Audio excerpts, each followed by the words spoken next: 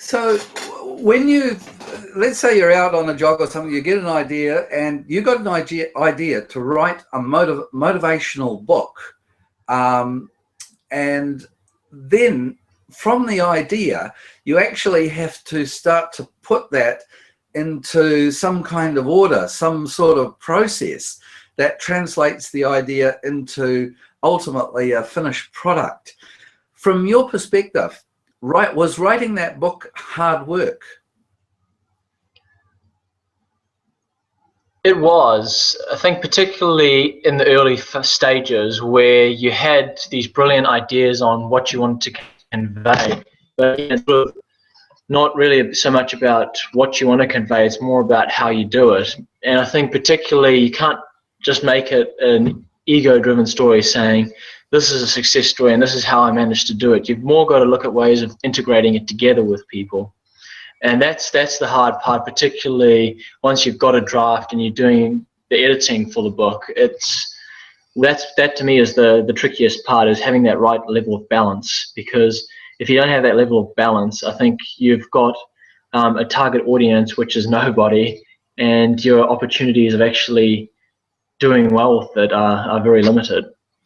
Now, I'm really glad you said that, because what a lot of people don't realize is that when you're writing, when you're involved with text, whether it's producing books or academic writing or sermons or lyrics for songs, whatever text you're working with has to be refined. It has to be polished. It has to be edited.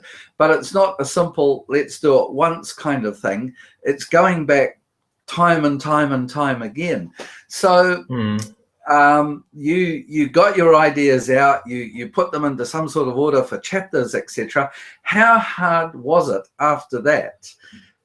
Did you take that work to someone else for having another look at? In other words, did a team become involved with the process?